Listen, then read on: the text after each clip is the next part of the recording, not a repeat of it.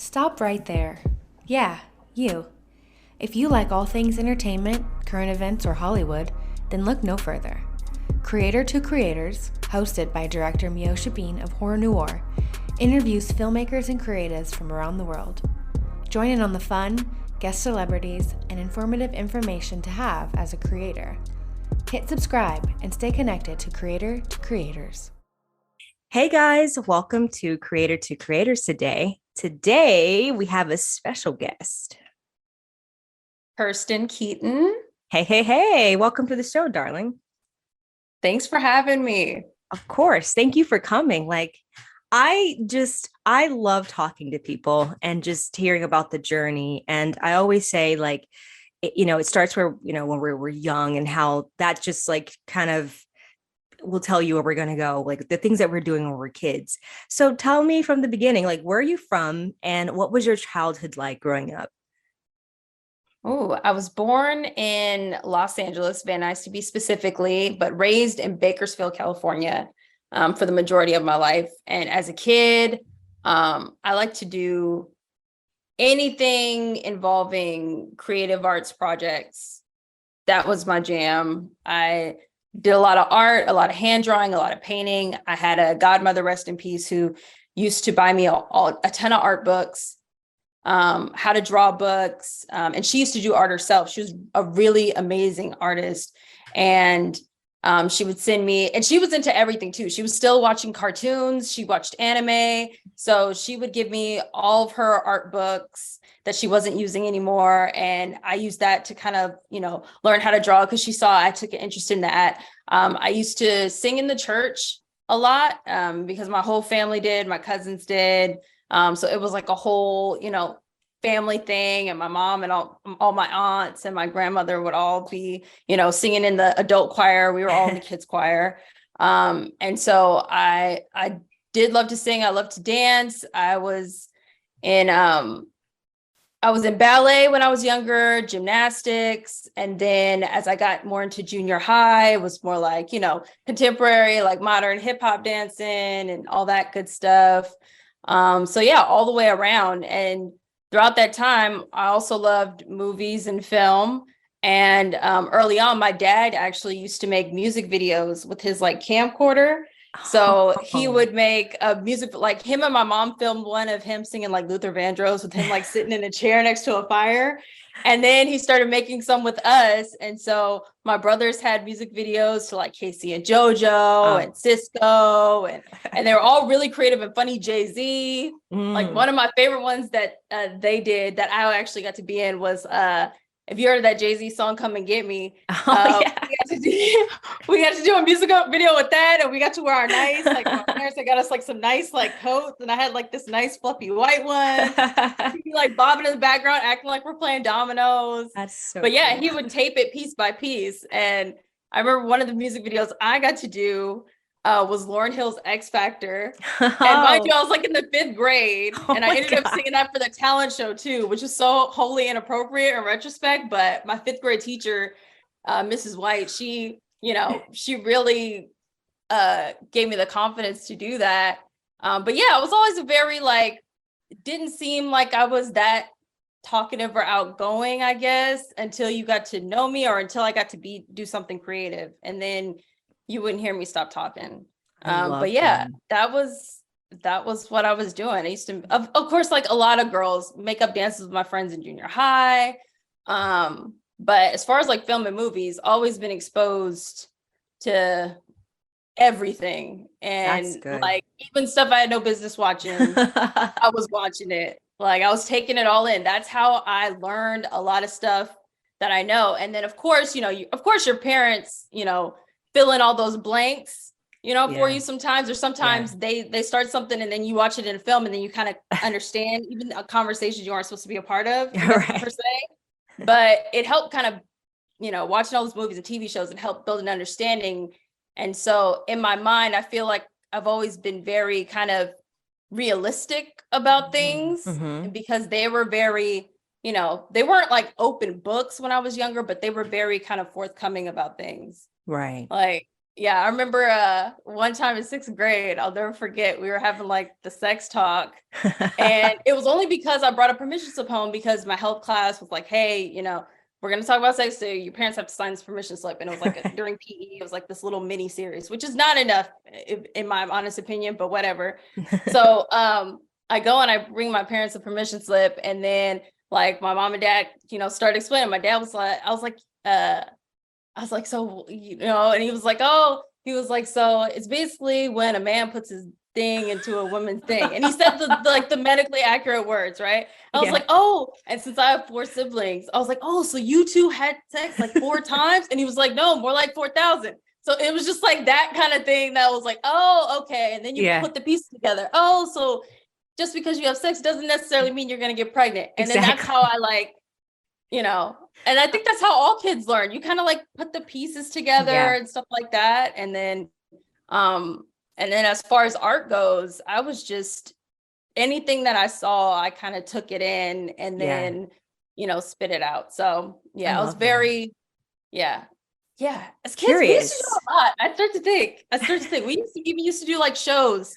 Our families would have Sunday dinners. All my aunts, my cousins, my uncles, my dad get together, have Sunday dinners, and then the kids would go to the side and like put something together, like a song or something that they want to sing to. And one time I remember me and my cousin put together like a mini circus. And so that was like my first directing thing. I like to think in my mind, because we got like tricycles out and stuff like that. And we made up our own song, and it was all in the backyard.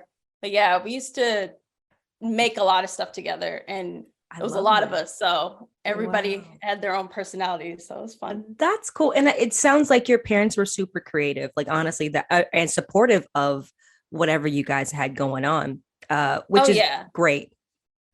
Very supportive. The only thing my parents did not support is when I thought I wanted to try out for football. They were like, come on, be serious. Because I used to be a little bit of a tomboy. Yeah, and same. Of course that stuff stops like once you reach a certain age, and then like you're still kind of sort of one, but it's like the physical stuff, and as far as like what you thought you'd be able to do and how you'd be able to compete, it's like, I'm not working that hard. So, but other than that, they supported nearly everything I wanted to do. I love that. Now, you know, growing up and you're being, wow, you did everything. You're so creative. You were in sports, singing. That's awesome. Like as you got older, do you prefer, like as a director, do you prefer writing or directing, or do you think they go hand in hand? I do kind of think they go hand in hand. Like if you're going to put something together, and that's what I'm kind of learning right now, even more so. And I used to watch all these interviews with different directors and writers that I respected, filmmakers in general, cinematographers. But the main thing I noticed with the writer directors in particular, is that they needed to kind of have that synergy of, I wrote this idea down and I want to put it on screen. And I know if I give it to somebody else, it's going to be interpreted in a whole different way that I might necessarily not like. So I definitely understand that now, because I would read about productions that you'd be excited about, like a movie, and so-and-so's writing and such is directing. And then you hear about that production fall apart. And then fast forward, and then you hear about, okay, well, we didn't see eye to eye on this, and it makes a huge difference, I think, with the end product. So I definitely think they go hand in hand. I agree. It's funny, I didn't like writing at one point, because in school I didn't do well in English. I was not the best student. I just like to, you know, fool around and have fun kid. But then I got older and I was like, you kind of gotta get my head in the books and really do this. So that was like the only reason why I didn't like writing growing up, like getting into film and stuff. I was like, I don't think I'm good, because I wasn't ever good in school. Like, it's not the same thing. I think it's just, I do it now. Of course you do, right? Evident. But I don't know. When I was younger, I actually did like writing. Really? I loved English. Yeah. I was one of those gate kids. So I was one of the nerdy kids too. Same. Oh my God. Big old glasses, eczema on my face, like the whole nine. Very, very, some would say awkward looking, But yeah, I spent a lot of time writing. I journaled a lot when I was younger. I still have the diaries I had when I was a kid. Wow. And I used to really, really like the whole like when we had essay assignments, I was never the one to complain. I love those assignments just because I felt like I could, especially when it was like storytelling. But whenever I got a chance to kind of articulate my thoughts, because I feel like I write them down way better than I say them. Yeah. Yeah, because my mind kind of could sometimes go all over the place, but being able to just kind of get it all down on paper, I feel like that was like, it was a great outlet for me as well. So yeah, I'll count it to my nerdness. No, I feel you. But I mean, look at you. The glow up is real, everybody. Ladies and gentlemen. Yeah, you do one of those like before and afters. No, I honestly, it was funny. Thank you. You're beautiful as well. Thank you. But yeah, I think it's just a part of growing up. You know, everybody thinks they're like the most hideous thing in the world if you're not like the girl that gets complimented all the time. And I never was. Same. I never was.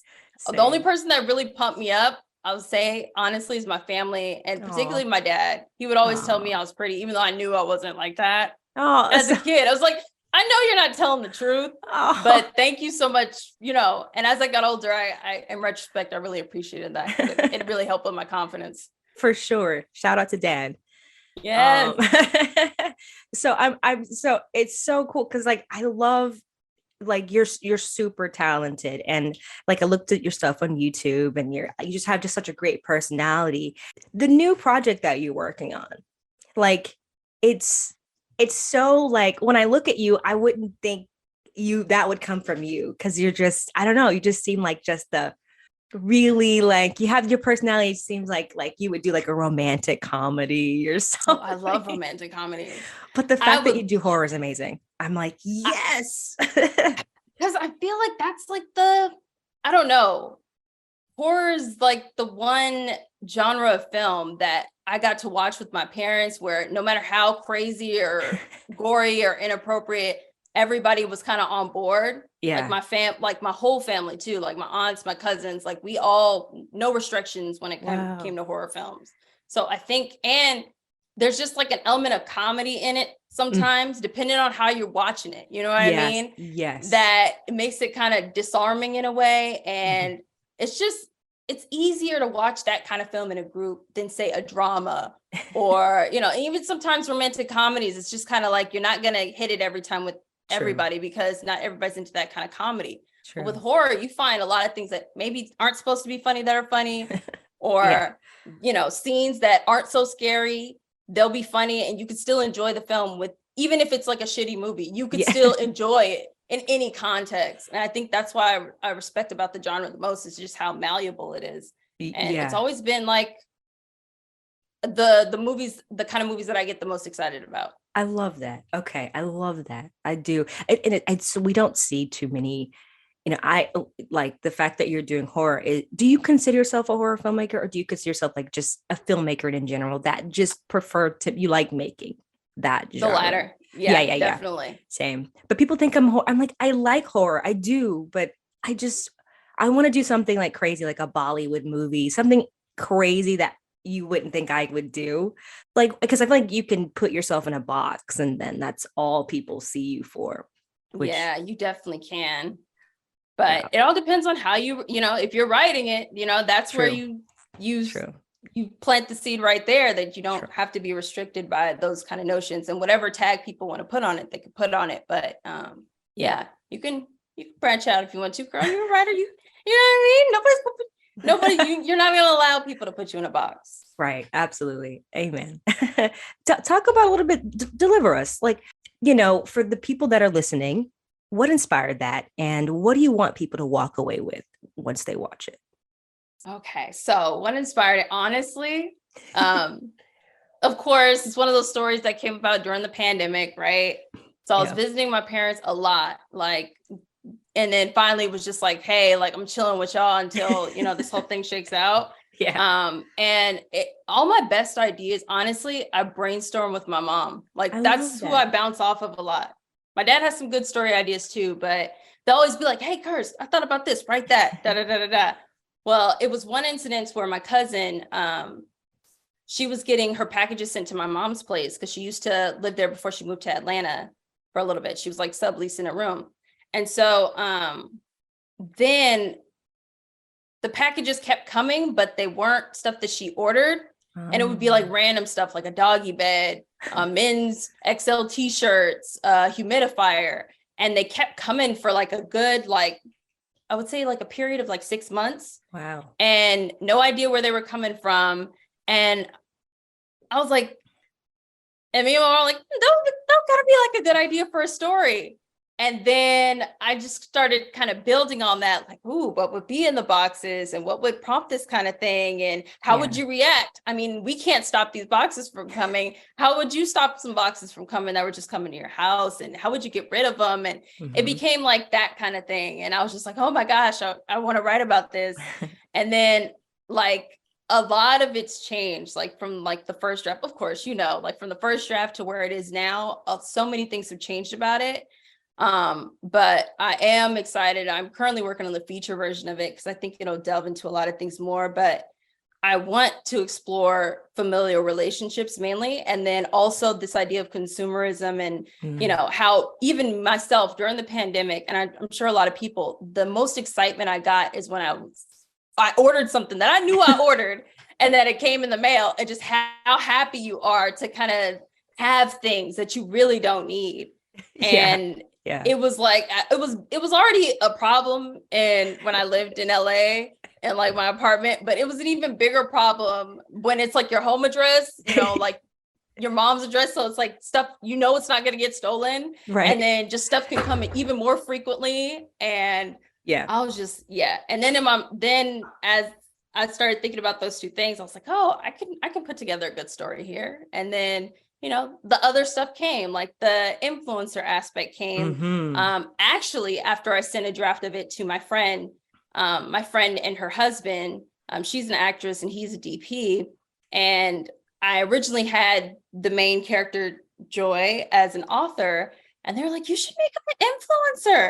And I was just like, actually, that's a really good idea. The Pell package thing and the PR package thing, I can make it tie into the story really nice. And that's another layer of, you know, something to say without me trying to say something. It just became that. But it's nothing to shame anybody. I think more so it's about familiar relationships and how if somebody's on one trajectory, then it could cause friction with another person that you used to be close to, specifically with like somebody like a sister or a cousin or a brother. And it's just exploring that, because I feel like that's the relationship that has most changed personally for me from when I was younger to now.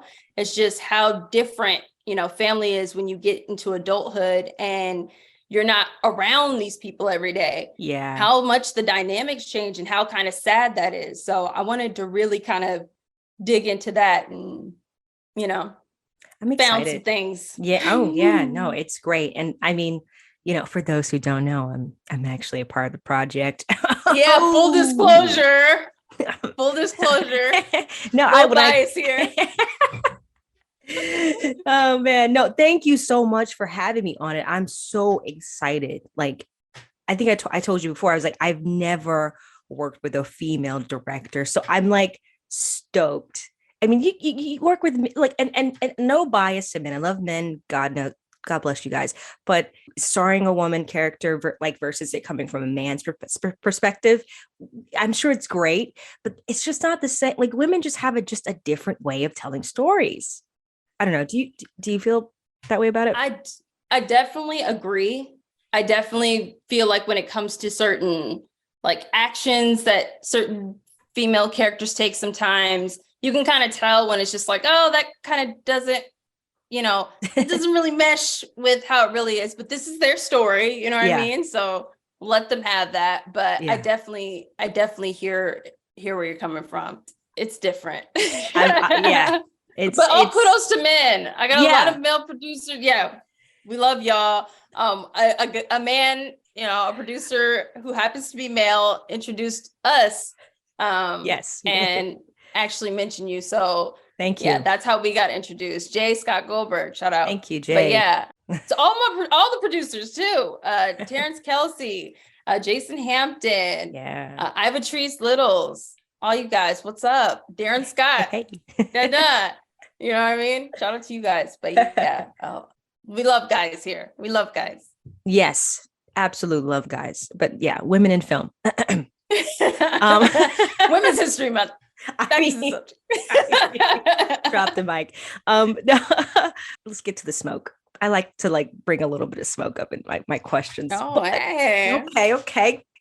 Obviously you've heard, and I'm sure a lot of people have heard about The Little Mermaid. It's starring, I think is it Halle Bailey. Halle Bailey? Mm-hmm. Yes. Amazing singer. I personally, when I heard about it, I was like, yes, she's perfect for the role because her voice is just. Yes, she sounds like a Disney princess. Yes. And she literally talks, not even just musically sonically, like her voice and her demeanor. Yes. Definitely gives otherworldly kind of. She looks like she looks like a fairy. She looks mythical to me. Yes. And she sounds mythical to me. So I was like, she's perfect. She's perfect. Exactly. So, of course, there's this thing, everyone's like, oh, well, the original Ariel was white. And I'm like, well, it's a cartoon, right? Now this is a live action, which is completely different. Do you feel like, and I personally feel like it's great that we see, diversity and changing, that Disney's trying to make some changes. But I like that it's not because she's just Black. I don't think it was about that. I think she's just right for the part, which I personally am like, thank God that's what it's about. It's not about because it's a woke message. I think, that's become kind of I don't know. It's kind of becoming this, I hate to use this term, but trigger word for, people that have a certain agenda or point they want to get across. Mm-hmm. I don't know exactly what they think they're losing.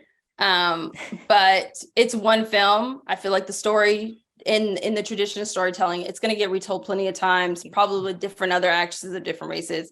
And I'm also thinking, did we all forget about Rodgers and Hammerstein's Cinderella with Brandy? Right. I don't understand the controversy. I don't really get it. Thank you. It's like, when I heard him, well, we've done this before. Yes. We've definitely done this dance. Right? We've definitely done this dance. I don't know. They act like this is the last time you ever gonna see an Ariel on screen. It's just okay, yeah, you've had a white one. We got a Black one. Next thing you know, we're gonna have an Asian one, a Latina one. This is gonna happen. One time, maybe the Little Mermaid's gonna be a male. You know what I mean? You never know. That's why what's so great about storytelling and retelling stories. Which people tend to get upset about, but there's nothing wrong with revisualizing. That's the tradition of storytelling. So exactly, I'm all for Halle. I think I'm so excited for it. I'm stoked. It's gonna be so great. Which leads to my next question: Who Disney villain? Who's your favorite Disney villain and why? Oh, hands down, Scar. Oh, interesting. I love Scar. Ah, nice. Mine's Maleficent. Oh, I do love Maleficent. I do. Both in the original Sleeping Beauty and then in Angelina Jolie's portrayal of Maleficent. It's glorious. It's so glorious. So glorious. Yes. So, in the spirit of, like you said, remakes and making films and retelling stories, is there a film that you've seen, whether it's an old film or new film, that, just had a one-off and you wouldn't mind seeing them make it again, now? Oh, you mean a Disney movie or in general? Or just in general, just anything. Oh, I did mention this before, but Death Becomes Her. I would love to see a modern version of that with the technology we have now and with women writers. I think even the original was banging, but I feel like now we, with more female filmmakers, there's a chance to kind of make it a little bit more of a robust story. Oh yeah. And exploring why these women, I love that idea of just looking at the relationship of two women, female friends, or, that, those are the relationships I love seeing explored on screen. Yes. So yes. Me too. what advice would you give to somebody that wants to get in the industry, and or whether it be a filmmaker, actor, whatever, what does that look like? Or just pursuing this in general? Yeah, pursuing it. Yeah. I would say don't think about it as an industry. Just think of it, your journey is your journey. You do what you want to do. If you want to make film, you make film. If you want to act, go act. I do think that if you want to get into like, Hollywood per se, which I don't know, I'm not in Hollywood yet. I mean, I've yet to find out. But I do think that if you go into it, you want to think of it like any other industry, like any other job you've had. You got to understand that there's a base to it and a system to it that's already there in place, and recognize that you might not always look like the people within that system, but think of it like any other job, any other workplace. So I feel like we tend to, because of the content they spit out, we tend to kind of like have higher expectations, or kind of make it seem more grand, or like, oh, you should be held to this standard because you show this or you present this. But you think about any other company. I mean, I used to work for Frito-Lay as district manager. It's like, oh, when we sold our health chips, that was us trying to, you know what I mean? And we'd say there's all this lip service in companies. If you worked in any company where they say, oh, we're all about health, we're all about this, we're all about that, but you kind of sell something different. And then the cultures could be kind of different depending on which building you're in.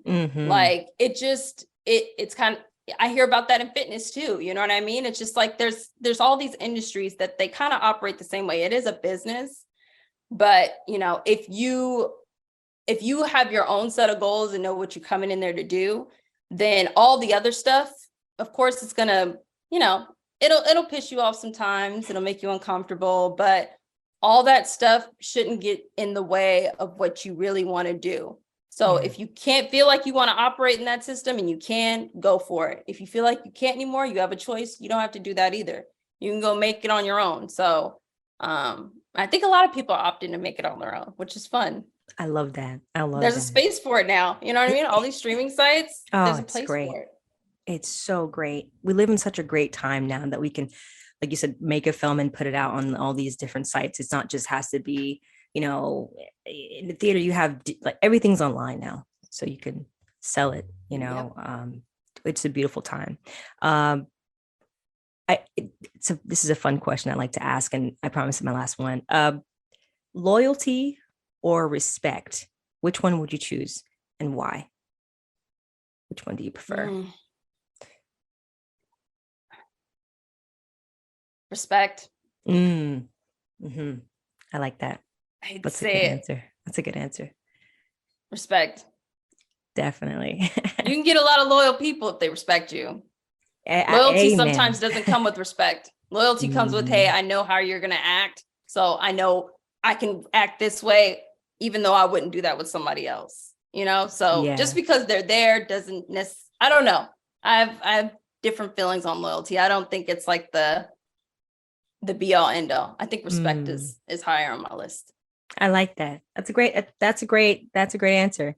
Where can people find you on social media and follow you and all the great things that you have coming? Social. Okay. On my Instagram, KK Flips the Script. On Facebook, Kirsten Keeton, because that's the name I grew up with. My government name's Kirsten. Trying to, my adult life, but all my friends know Kirstie, Kirstie, like Kirstie Alley, rest in peace, Keaton. YouTube, KK Flips the Script. But anywhere else, Kirsten Keeton. Yes. Thank you so much for coming on and blessing us with your beautiful energy, and I'm just so happy that you came on to talk to us. No, thanks for having me. I honestly it's really hard to kind of navigate and figure out I